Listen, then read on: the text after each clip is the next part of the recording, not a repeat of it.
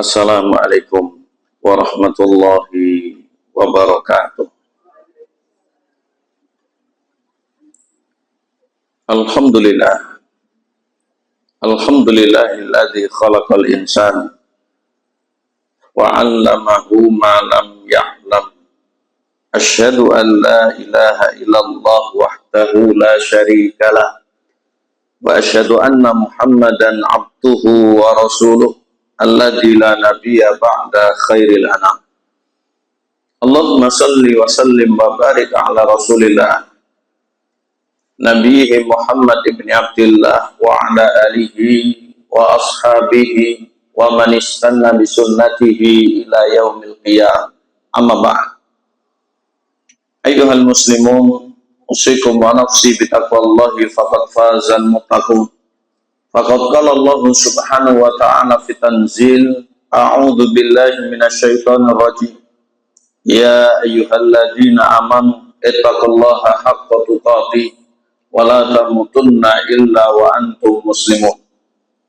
Wa qala aidan fi ayatin ukhra, wa laqad wasaynal ladzina utul kitaba min qablikum wa iyyakum an ittaqullah. Al-ayah. Yang kami hormati, yang kami muliakan, keluarga besar Majelis Taklim Masjid Al-Ukhuwah, wabil khusus ibu-ibu kaum muslimat rahimakumullah. Pagi hari yang berbahagia ini kita muji syukur kehadirat Allah, diberikan nikmat hidup, terlebih kita berada di awal bulan, di bulan terakhir di akhir tahun ini 1447. Pada beberapa waktu yang lalu pertemuan kita terakhir ada di bulan 2 cara Masehi atau berada di bulan Sya'ban, di mana Allah Subhanahu wa ta'ala mempergilirkan waktu, mempergantikan hari, bahkan mengiringkan siang dengan malam. Semuanya itu tidak pernah berhenti, dan ini adalah sunatullahnya. Dan kita masih diberikan oleh Allah kesempatan untuk hidup. Terlebih hidup kita warnai dengan amalia-amalia, bentuk ibadah kepada Allah, karena kita berusaha untuk mendapati dan mengamalkan hidayah. Karena tidak semua orang yang hidup itu mendapati hidayah. Tidak semua orang yang hidup itu bisa beragama. Dan tidak semua orang yang hidup mendapatkan nikmat duniawi, mendapatkan nikmat ukhrawi. Maka patut untuk kita muji syukur kehadirat Allah yang telah mengajari kita ilmu, yang telah membimbing kita dengan hidayah taufik, yang telah memudahkan ibadah kita, serta yang telah melancarkan urusan kita. Nahmaduhu wa nashkuruhu wa nusni alaih. Kita puji, kita sanjung Dia Allah Subhanahu wa ta'ala, zat yang maha memberikan nikmat. Mudah-mudahan dengan syukur ini kita termasuk di antara hamba yang benar-benar berjalan menuju ketakwaan, karena orang yang bersyukur adalah orang yang mendaftarkan diri untuk bertakwa. Orang yang bersyukur ini insya Allah akan dilipat gandakan nikmatnya oleh Allah, akan dibarokai nikmatnya oleh Allah, dan akan dijauhkan dari siksa Allah, dan bahkan akan dimasukkan ke dalam surga Allah. Allahumma ja'alna min ibadi syakirin. Allahumma amin. Tidak lupa untuk kita mengucap sholawat dan salam, mudah-mudahan senantiasa dicurahkan oleh Allah Subhanahu wa ta'ala pada Nabi kita yang mulia, afdhalus sholat wa taslim, wa ala alihi wa ashabihi ajma'in. Ibu-ibu sehat semuanya, mudah-mudahan yang kurang enak badan diberikan kesembuhan oleh Allah, yang sedang kurang bahagia diberikan kebahagiaan oleh Allah Subhanahu wa ta'ala. Sebentar lagi akan ada ibadah besar, yaitu haji, bahkan sudah berangkat untuk saat-saat ini, dan di tanah air ada ibadah besar pula, yaitu kurban. Mari untuk kita sukseskan, mudah-mudahan haji itu mabrur dan kurban itu betul-betul lancar, khidmat menjadi ajang kebersamaan kita dan makbul diterima oleh Allah Subhanahu wa ta'ala. Ibu sekalian yang kami hormati, melanjutkan rutinan kita ngaji kitab Al-Kabair karya dari Imam Dhahabi sudah kita usaikan Al-kabiratu sabi'ah wa salasun, dosa besar yang ke-37, ar-riya'u, perbuatan riya, sehingga hukumnya terlarang, hukumnya tercela, mendapatkan dosa. Bahkan riya itu adalah syirik kecil. Kita lanjutkan. Al-kabiratu saminatu wa salasun, dosa besar ke-38.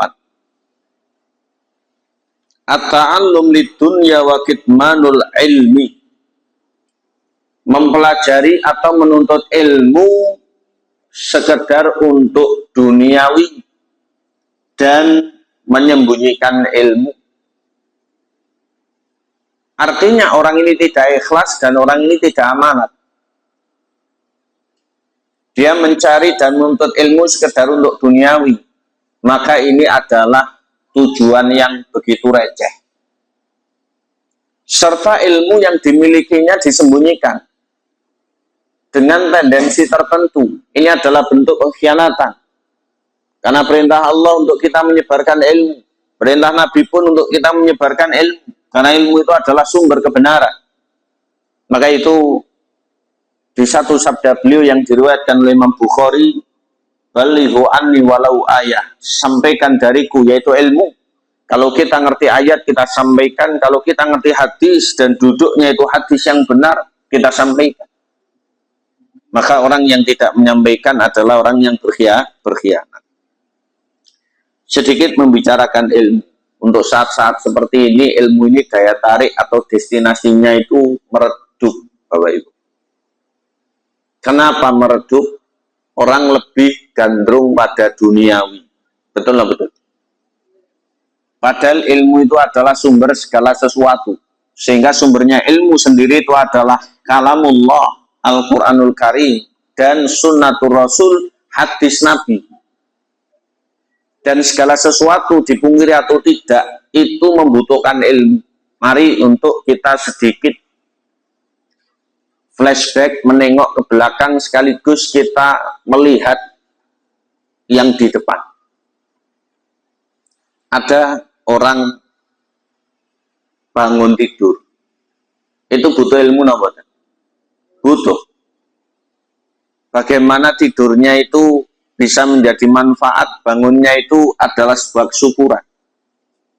Kemudian dalam perjalanannya ada tuntutan ibadah, itu pun membutuhkan ilmu. Orang bersuci, orang sholat subuh. Setelah itu, kalau hari-hari efektif seperti ini, melanjutkan tugas kewajiban duniawiyah.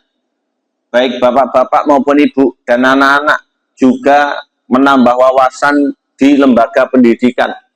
Agar nanti semakin diasah kemampuannya, nanti tujuannya itu bisa tercapai. Sehingga cita-citanya itu bisa diraih. Ini juga membutuhkan ilmu. Bahkan sampai nanti mengakhiri waktunya untuk merebaka badan ke tempat tidur juga butuh ilmu. Demikian pula orang lahir sampai dengan orang meninggal dunia butuh ilmu. Baik. Maka benar Imam Hambali, gurunya Imam Syafi'i, Imam Ahmad bin Muhammad bin Hambal rahmatullah alaihi, beliau menyampaikan thalabul ilmi minal mahdi ilal lahdi. Namanya menuntut ilmu, mencari ilmu, kita nyantri dari pangkuan atau gendongan ibu sampai nanti ke liang lahat. Artinya lahir sampai meninggal dunia, ilmu itu tidak akan jauh dari kita. Kelahiran ada ilmunya, akikah ada ilmunya, menamai anak ada ilmunya, mendidik anak ada ilmunya, mengantarkan anak pada rumah tangga ada ilmunya, bahkan sebelum itu sunatan ada ilmunya, lamaran ada ilmunya, rabi ada ilmunya. Nanti terus sampai orang itu sakit ada ilmunya, sampai meninggal dunia ada ilmunya, sampai menguburkan juga ada ilmunya. Jadi ilmu itu tidak jauh dari kita. Maka kehidupan itu kalau diliputi dengan ilmu, insya Allah akan semakin barokah. Namun sekali lagi daya tarik dan destinasinya sudah mulai meredup. Orang lebih gandrung dunia.